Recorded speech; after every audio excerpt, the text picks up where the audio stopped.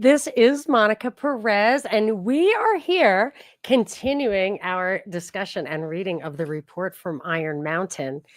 And we're in the summary and conclusions and recommendations phase, but I was reading over the weekend. I mean, let me just give you this little alternative media, conspiranoia, whatever, has really jumped the shark. Check this out. There was a pullout in the Wall Street Journal this weekend, Saturday. I don't like to read the newspaper on Saturdays, but I was talking to Wheezy and I thought I ought to brush up on the news. And an entire pullout, front page, headline, huge picture, Tim Pool, inside a full page article. I mean, that's a lot. That's a lot of words on the Wall Street Journal. So many things caught my eye, but I'm not going to talk about them all now. But one thing that really caught my eye relevant to our conversation here is one of the recent episodes we talked about. I've mentioned it probably more than once because I remember like the wheels turning when I first heard this. They said something like, if we have or threaten to have an international police force, people will have loyalty to local government or the nation state or whatever.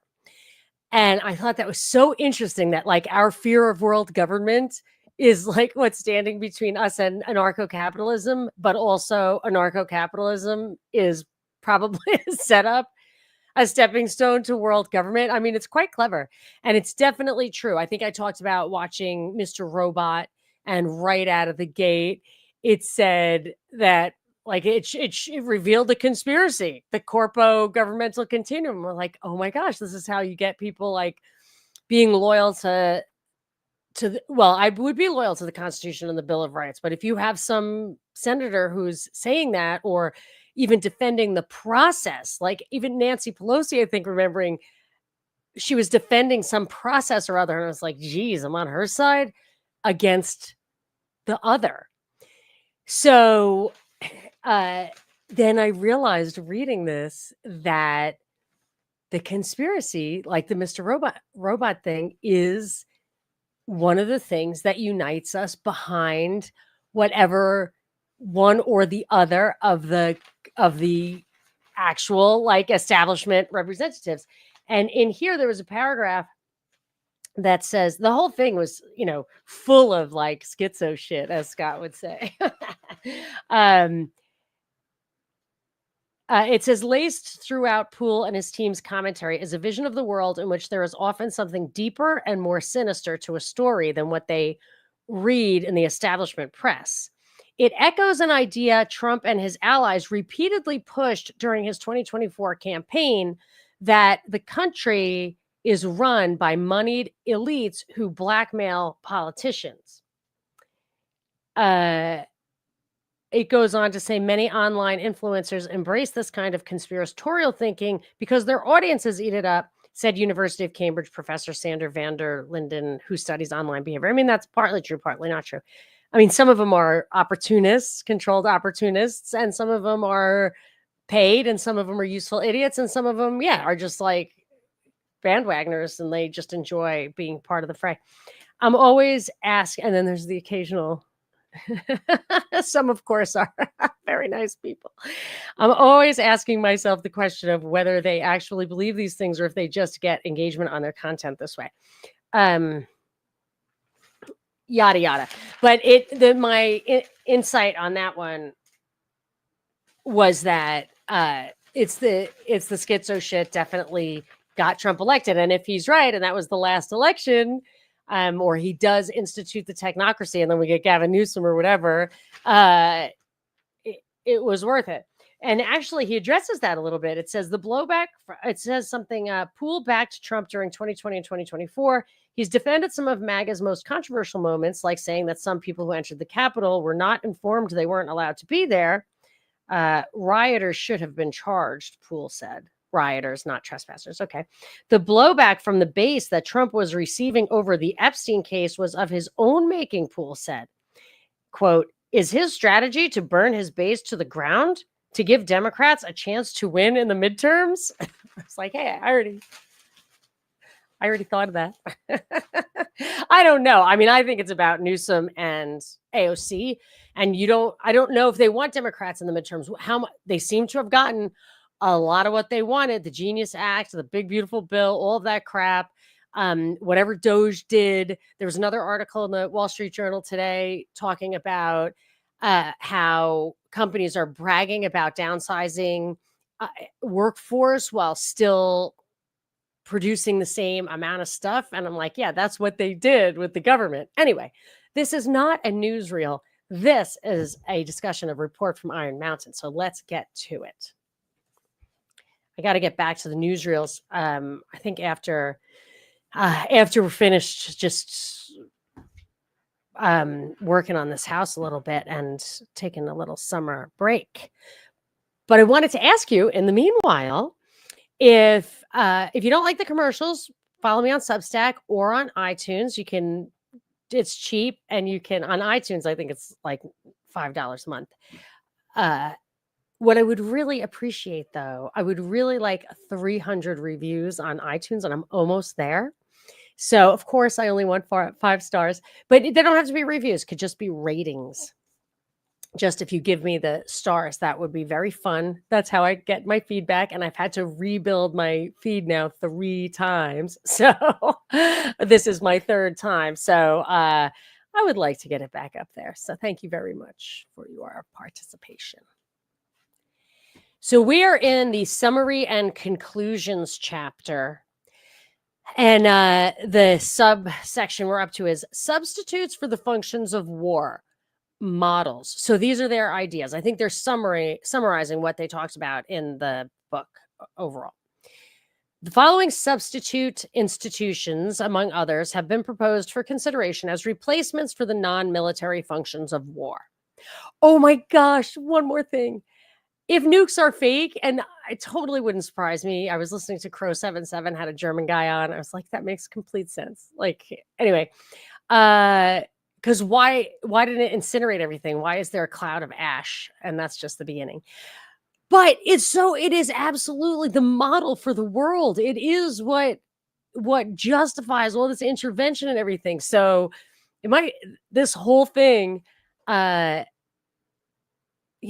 have been set up as a way to talk about alternatives to war, but because they couldn't find any, or they wasn't good enough, or they had already gone down the road of nukes, we have it all. We do have it all. Maybe they had to answer the question, well, if you have nukes, you're not even going to have war anymore. And they're like, oh yeah, let's figure this out. A little comments from the Peanut Gallery. Thank you, Stella. Very true. Okay. So they may not have blah, blah, blah.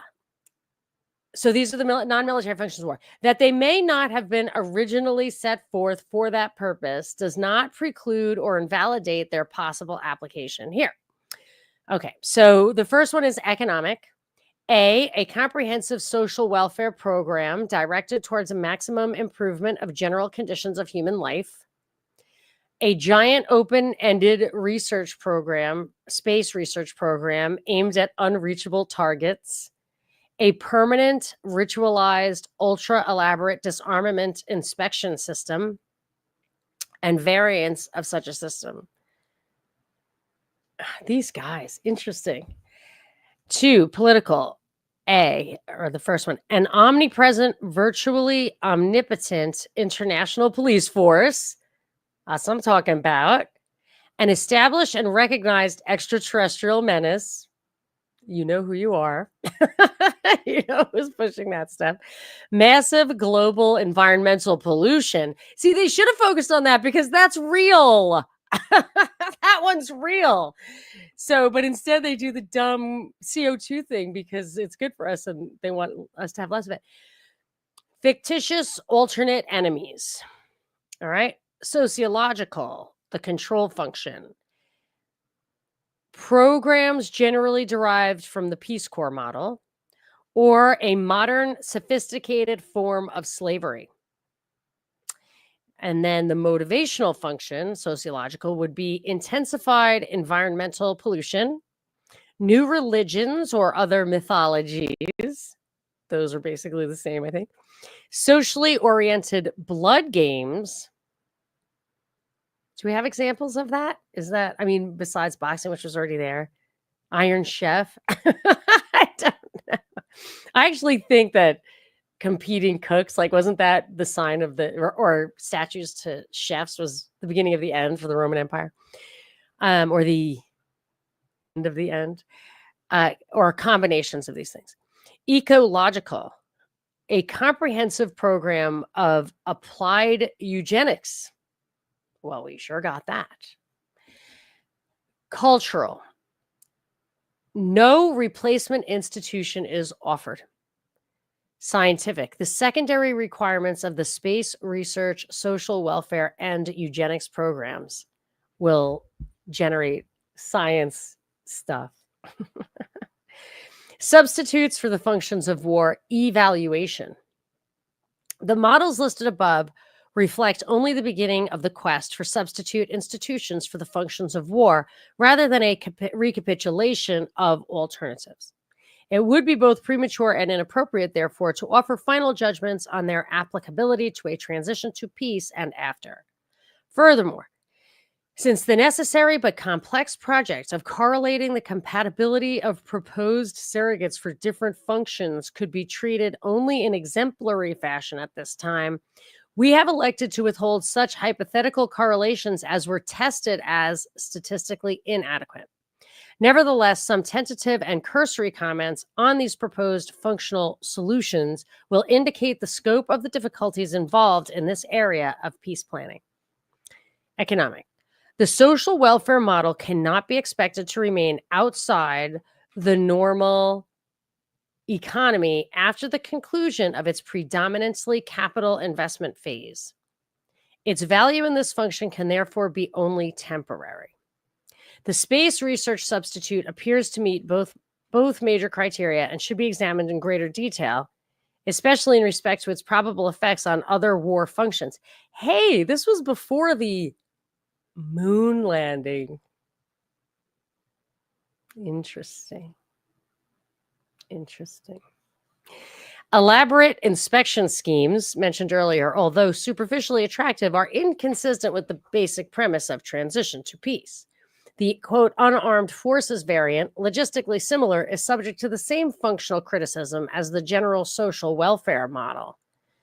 I guess that it's not a flywheel, that you can't turn it on and off as needed, that it becomes entrenched, perhaps. That's college for everyone, free college, like that gets that demographic out of the system. That's not a flywheel, that's become entrenched. Political, like, and it absorbs so much productivity. Like, that's what I think is going on. That's what I think with this disaster, with the wars, with college and all these wasteful things. They are really absorbing resources. Like, we've gotten to the point where you would need very little human labor to meet everyone's basic needs. And then they could, and I'm not talking about UBI, there could easily be ways where you could access the distribution of that. I mean, maybe even just 401ks as we like transition away from having to work that much, everybody builds up intergenerational wealth, perhaps.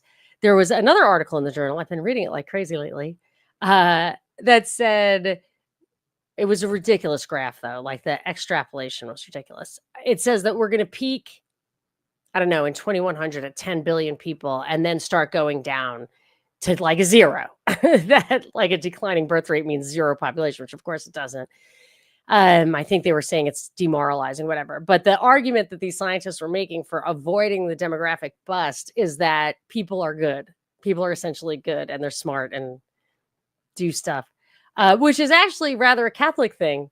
So I'm in favor of people. People are good, but and it would be fun to redirect resources. But my point is that they don't do it like that. They don't see, they could just start cutting taxes, cutting intervention, cutting policy. They wouldn't have to institute any programs like the TechNate or even these things. But All right, political. Like the inspection scheme surrogates, proposals for plenipotentiary international police are inherently incompatible with the ending of the war system. The quote, unarmed forces variant, amended to include unlimited powers of economic sanction, might conceivably be expanded to constitute a credible external menace. Development of an acceptable threat from, quote, outer space, presumably in conjunction with a space research surrogate for economic control, appears unpromising in terms of credibility. The environmental, I think they probably changed their minds over 60 years of mental degeneration at their hands. The environmental pollution model does not seem sufficiently responsive to immediate social control, except through arbitrary acceleration of current pollution trends. This in turn raises questions of political acceptability. New, less regressive approaches to the creation of fictitious global enemies invite further investigation, like trillions of invisible monsters everywhere trying to kill us all. And carbon dioxide, which is truly ubiquitous. Sociological, the control function. Although the various substitutes proposed for this function that are modeled roughly on the Peace Corps appear grossly inadequate in potential scope, they should not be ruled out without further study. Slavery, in a technologically modern and conceptually euphemized form, may prove a more efficient and flexible institution in this area. Motivational function. Although none of the proposed substitutes for war as the guarantor of social allegiance can be dismissed out of hand, each presents serious and special difficulties. Intensified environmental threats may raise ecological, UKJJ has an opinion, I forget. Myth making dissociated from war may no longer be politically feasible. Purposeful blood games and rituals can far more readily be devised than implemented. An institution combining this function with the preceding one, based on but not necessarily imitative of the precedent of organized ethnic repression, warrants careful consideration. Ecological. The only apparent problem in the application of an adequate eugenic substitute for war is that of timing. It cannot be effectuated until the transition to peace has been completed, which involves a serious temporary risk of ecological failure. Cultural. No plausible substitute for this function of war has yet been proposed. I can't believe it. I mean, I think they're talking about like art and stuff. Isn't sex? Didn't we already do this? I think we did. Generalized violence, does that not count? It may be, however, that a basic cultural value determinant is not necessary to the survival of a stable society. But it was religion. We already talked about this. Scientific. The same might be said for the function of war as the prime mover. Oh, let me look at what Jeff says. Jeff knows stuff, I think. He says, ecological bureaucracy was created to aggregate power through LNG production, the only fast fix to energy deficits. I'm not a fan of LNG. It's super dangerous. I guess they've got that under control, but pipelines are great. You just can't muscle in on somebody else's territory. We would not be able to push Russia out. Anyway, we have to do another newsreel soon because Europe just said they would buy $750 billion of energy from us over the next 3 years. And that would be basically impossible. It'd be more than half their energy. We don't have the capacity for it. They don't. And it's non-binding. However, I was thinking maybe they're talking about something additive for AI. We shall see. Okay. All right, the cultural scientific things. The same might be said for the function of war as the prime mover of the search for knowledge. However, adoption of either a giant space research program, a comprehensive social welfare program, or a master program of eugenic control would provide motivation for limited technologies.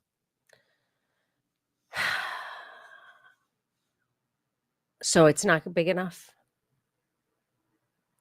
I don't know. I hate these people's premise. The premise is that you need a hierarchy. That's my conclusion. The premise is that this is about hierarchy. And the answer to where we are and where we were at this time is a transformation, an embracing of the of the human, the soul, the spirit, charity, love. We have the capacity now to do that. Peeling off the hierarchies. That's what it's time for. Of course, that's why they wrote this, because they don't want that. And somebody might figure that out en masse. General conclusions. It is apparent from the foregoing that no program or combination of programs yet proposed for a transition to peace has remotely approached meeting the comprehensive functional requirements of a world without war. Although one projected system fulfilling the economic function of war seems promising, similar optimism cannot be expressed in the equally essential political and sociological areas. The other major non-military functions of war, ecological, cultural, and scientific, raise very different problems. But it is at least possible that detailed programming of substitutes in these areas is not prerequisite to transition. Maybe he thinks those will fall out. More important, it is not enough to develop adequate but separate surrogates for the major war functions. They must be fully compatible and in no degree self-canceling. Until such a unified program is developed, at least hypothetically, it is impossible for this or any other group to furnish meaningful answers to the questions originally presented to us. When asked how best to prepare for the advent of peace, we must first reply as strongly as we can that the war system cannot responsibly be allowed to disappear until 1, we know exactly what it is we plan to put in its place, and 2, we are certain beyond reasonable doubt that these substitute institutions will serve their purposes in terms of the survival and stability of society. It will then be time enough to develop methods for effectuating the transition.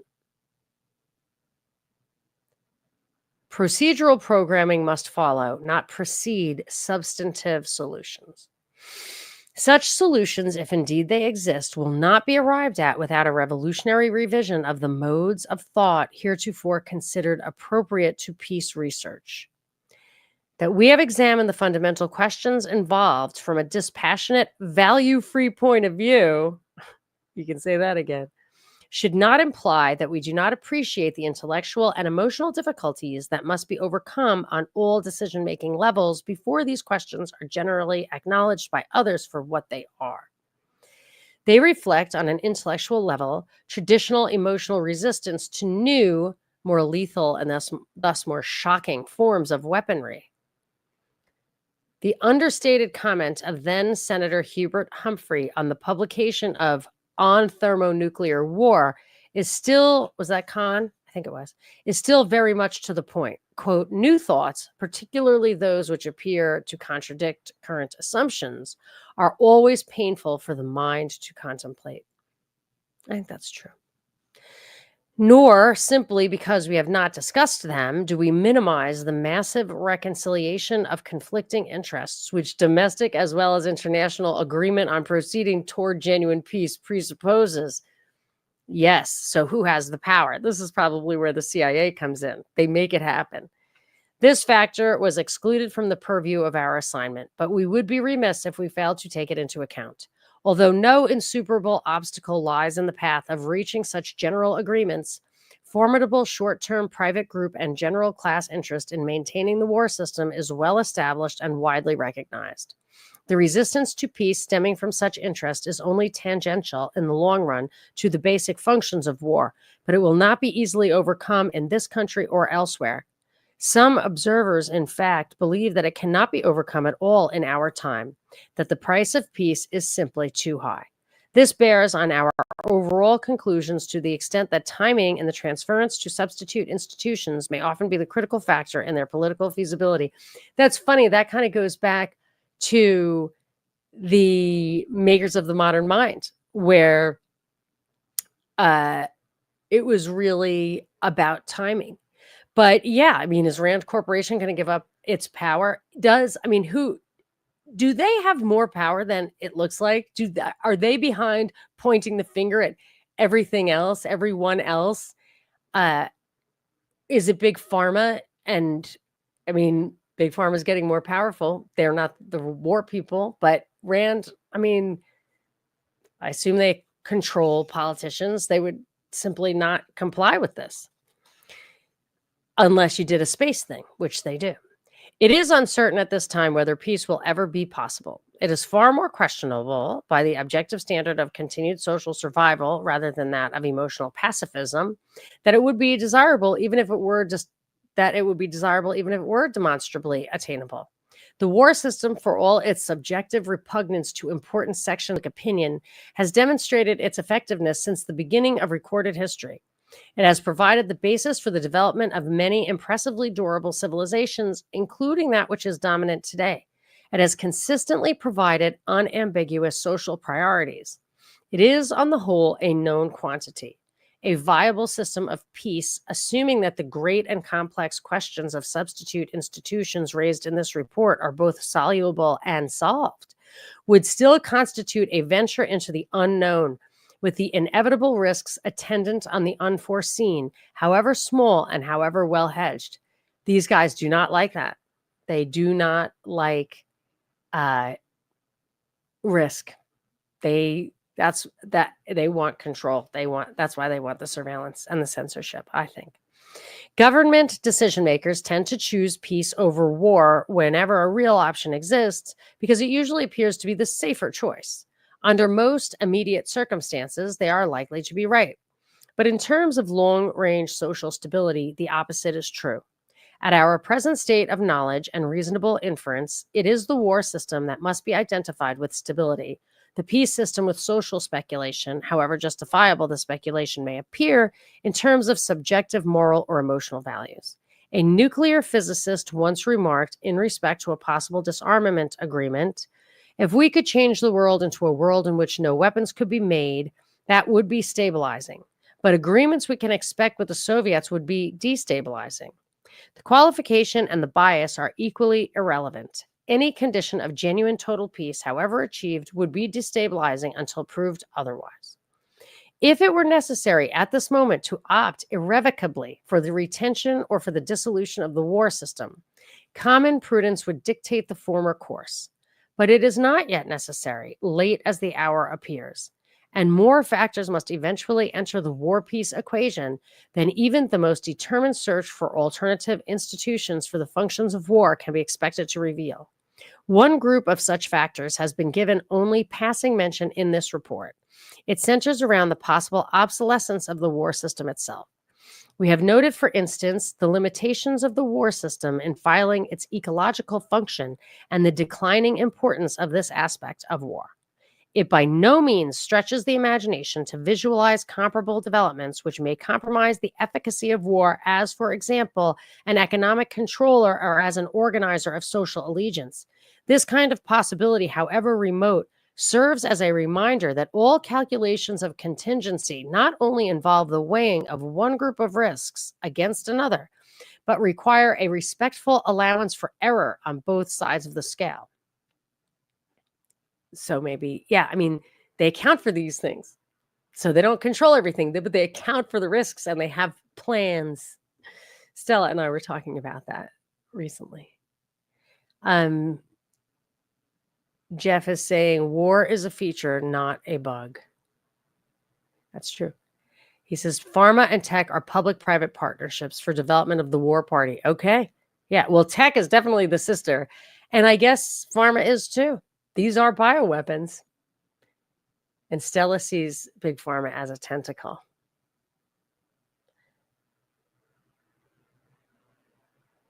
Okay. A more expedient reason for pursuing the investigation of alternate ways and means to serve the current functions of war is narrowly political. It is possible that one or more major sovereign nations may arrive through ambiguous leadership at a position in which a ruling administrative class may lose control of basic public opinion or of its ability to rationalize a desired war. It is not hard to imagine, in such circumstance, a situation in which such governments may feel forced to initiate serious full-scale disarmament proceedings, perhaps provoked by accidental nuclear explosions. What? Hold on.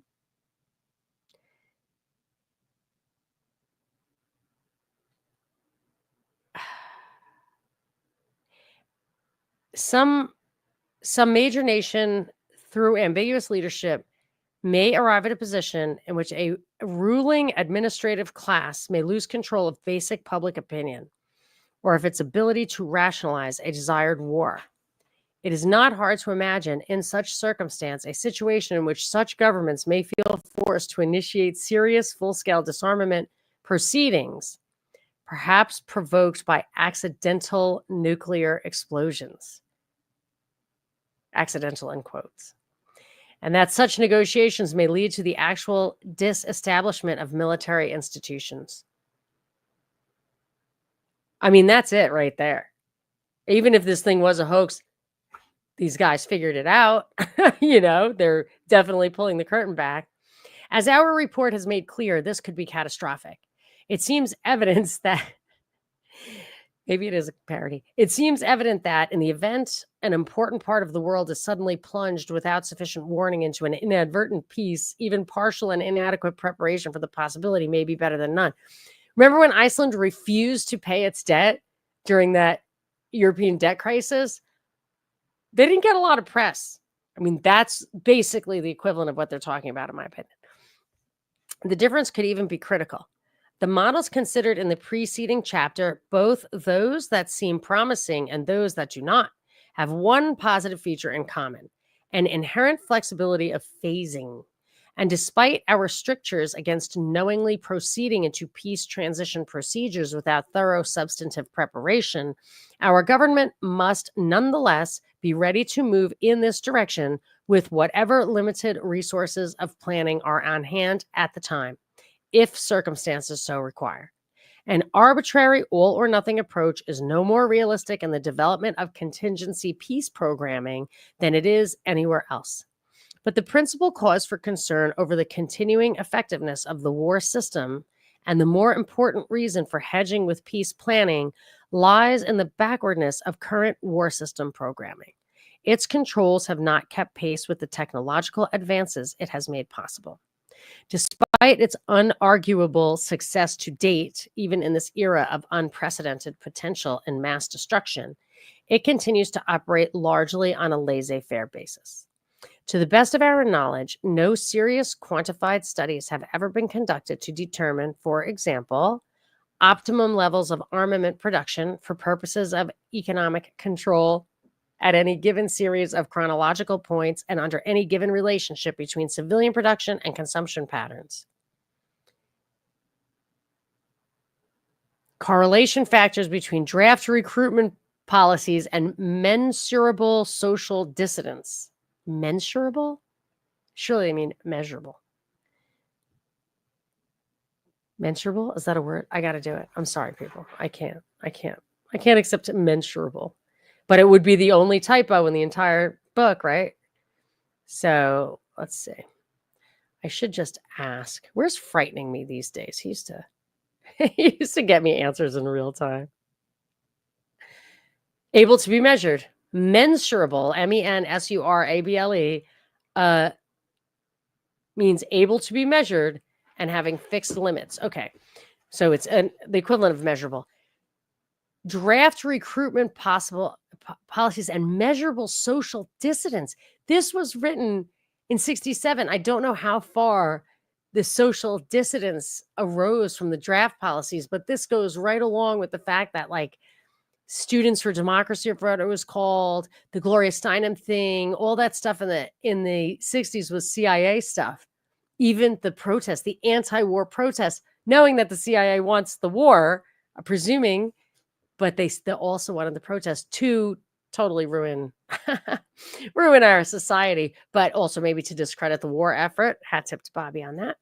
Minimum levels of population destruction necessary to maintain war threat credibility under varying political conditions.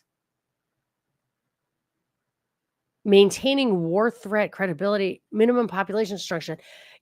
After reading this, when 9/11 happened that day, as I saw that destruction and I thought it was going to be like 50,000 people, I looked up in an encyclopedia how many people died in Vietnam, and I think it was 50,000.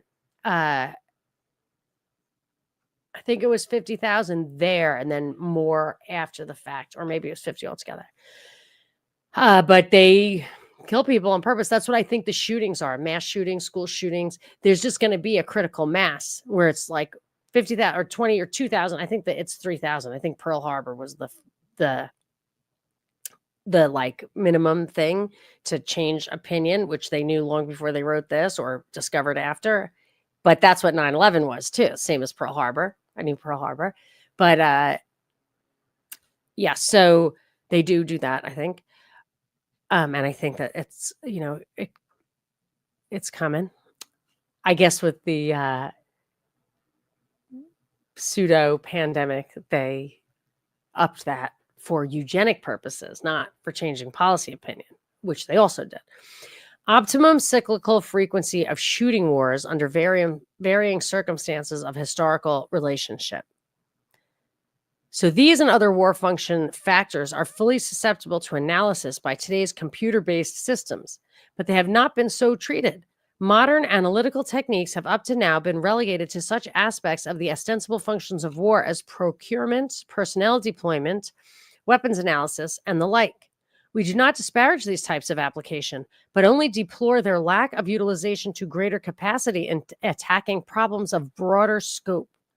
Our concern for efficiency in this context is not aesthetic, economic, or humanistic. It stems from the axiom that no system can long survive at either input or output levels that consistently or substantially deviate from an optimum range. As their data grow increasingly sophisticated, the war system and its functions are increasingly endangered by such deviations. Our final conclusion, therefore, is that it will be necessary for our government to plan in depth for two general contingencies. The first and lesser is the possibility of a viable general peace. The second is the successful continuation of the war system. In our view, careful preparation for the possibility of peace should be extended, not because we take the position that the end of war would necessarily be desirable, if it is in fact possible, but because it may be thrust upon us in some form whether we are ready for it or not.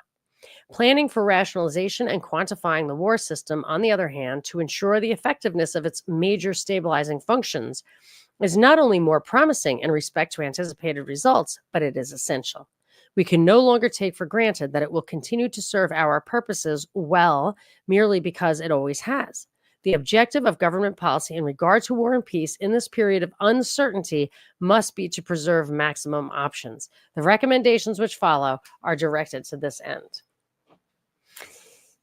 Here we go. So there they are, just talking about how they plan this stuff, futurism and all. This is like the birth of futurism. You can say it's a hoax or a parody or whatever, but it's obviously what they do. That we know they do it. Recommendation, Section 8. 1. We propose the establishment under executive order of the President of a permanent war peace research agency, empowered and mandated to execute the programs described in 2 and 3 below. This agency, A, will be provided with non-accountable funds sufficient to implement its responsibilities and decisions at its own discretion. The NSA has that. And B, will have authority to preempt and utilize without restriction any and all facilities of the executive branch of the government in pursuit of its objectives. It will be organized along the lines of the National Security Council, except that none of its governing, executive, or operating personnel will hold other public office or governmental responsibility. Its directorate will be drawn from the broadest practical spectrum of scientific disciplines, humanistic studies, applied creative arts, operating technologies, and otherwise unclassified professional occupations. It will be responsible solely to the President or to other officers of government temporarily deputized by him. Its operations will be governed entirely by its own rules of procedure. Its authority will expressly include the unlimited right to withhold information on its activities and its decisions from anyone except the President whenever it deems such secrecy to be in the public interest. In what year was the NSA established? Could somebody grab that for me?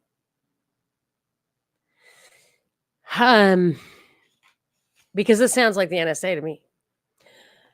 And we have to assume they, let's say 65 is when they probably started this stuff. 2, So they said, what's described below? So that whatever agency is going to be mandated to execute 2 and 3. So here's 2.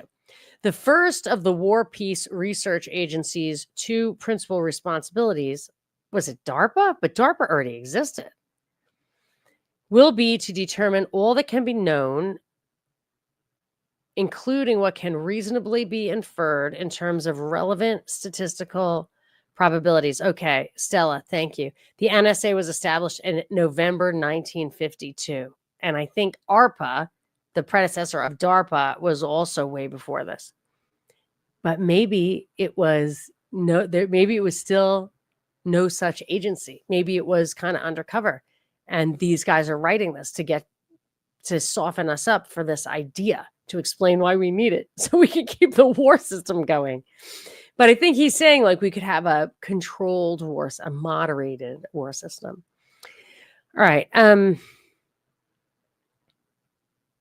first of the War Peace Research Agency's 2 principal responsibilities will be to determine all that can be known, including what can reasonably be inferred in terms of relevant statistical probabilities that may bear on an eventual transition to a general condition of peace. The findings in this report may be considered to constitute the beginning of this study and to indicate its orientation. Detailed records of the investigations and findings of the special study group on which this report is based will be furnished the agency, along with whatever clarifying data the agency deems necessary. This aspect of the agency's work will hereinafter be referred to as peace research. The agency's peace research activities will necessarily include, but not be limited to, the following. A, the creative development of possible substitute institutions for the principal non-military functions of war.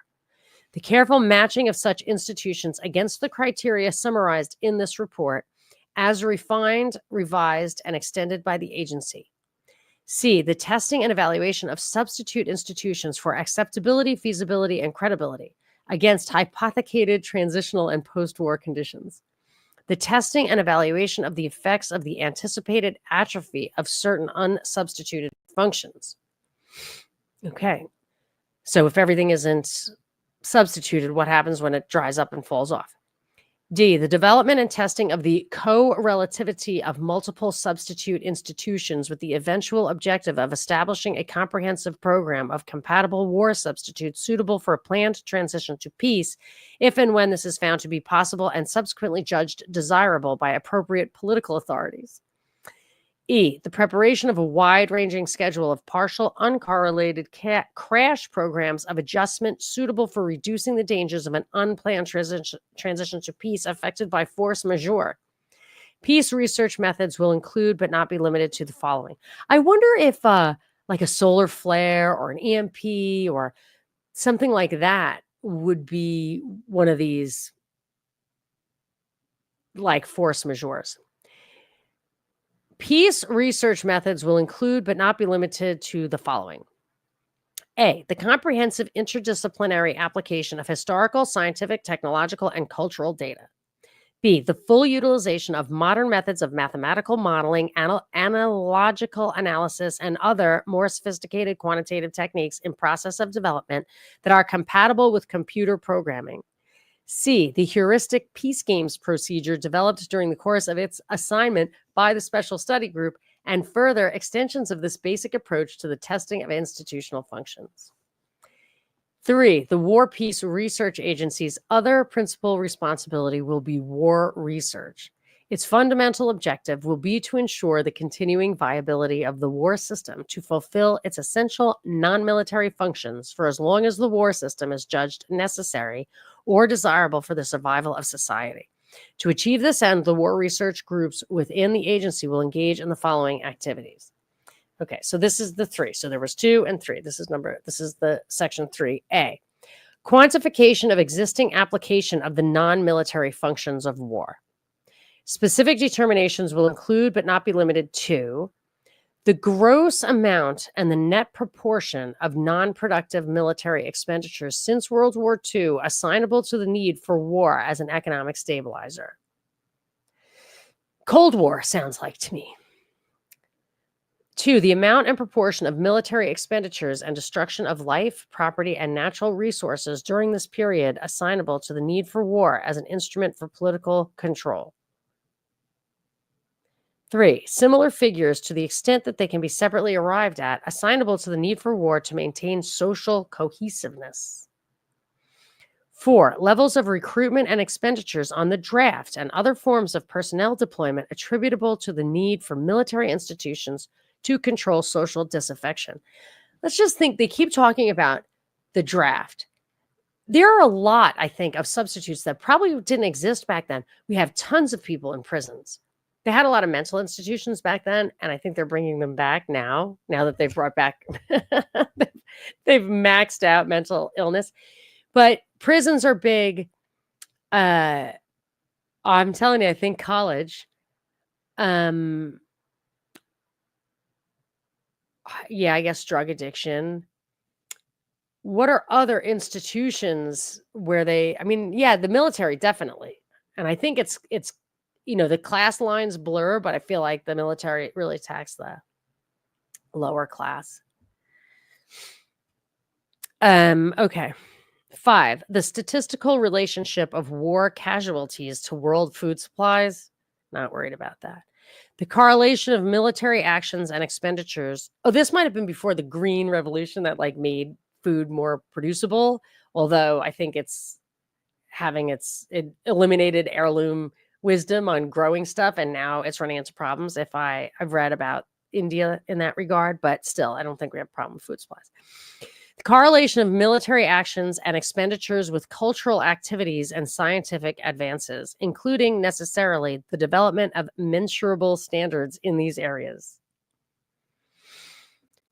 All right, B, establishment of a priori modern criteria for the execution of the non-military functions of war. These will include, but not be limited to, 1, calculation of minimum and optimum ranges of military expenditure required under varying hypothetical conditions to fulfill these several functions separately and collectively. 2, determination of minimum and optimum levels of destruction of life, property, and natural resources prerequisite to the credibility of external threat, essential to the political and motivational functions. This is where I kind of you want to have the book and go back. What are the motivational functions again? 3, development of a negotiable formula governing the relationship between military recruitment and training policies and the exigencies of social control. Let me just quickly look. What was the motivational thing again? Because I do have the book. I'm going to look for it. All right, motivational. Although none of the proposed substitutes for war is a guarantee of social allegiance, blah, blah, intensified environmental threats may raise ecological dangers. Myth-making dissociated from war may no longer be politically feasible. Blood games. Organized ethnic repression. I don't understand why he's using the expression motivational, but I guess it's what gets people to cohere socially, to actually actively do it. Reconciliation of these criteria, this is C, with prevailing economic, political, sociological, and ecological limitations. The ultimate object of this phase of war research is to rationalize the heretofore informal operations of the war system. It should provide practical working procedures through which responsible governmental authority may resolve the following war function problems, among others, under any given circumstances. I mean, it really sounds like they just thought they weren't going to have as much war as they needed. And they wrote this whole book to explain, we really need war. We're not getting past war. So let's make a scientific study of how to really hone in on how to perfect it. Okay, 1, how to determine the optimum quantity, nature, and timing of military expenditures to ensure a desired degree of economic control. 2, how to organize the recruitment, deployment, and ostensible use of military personnel to ensure a desired degree of acceptance of authorized social values. 3, how to compute on a short-term basis the nature and extent of the loss of life and other resources which should be suffered and or inflicted during any single outbreak of hostilities to achieve a desired degree of internal political authority and social allegiance. 4, how to project over extended periods the nature and quality of overt warfare, which must be planned and budgeted to achieve a desired degree of contextual stability for the same purpose. Factors to be determined must include frequency of occurrence, length of phase, intensity of physical destruction, extensiveness of geographical involvement, and optimum mean loss of life. How to extrapolate accurately from the foregoing for ecological purposes the continuing effect of the war system over such extended cycles on population pressures and to adjust the planning of casualty rates accordingly. War research procedures will necessarily include, but not be limited to, the following. A, the collation of economic, military, and other relevant data into uniform terms, permitting the reversible translation of heretofore discrete categories of information. Huh? What?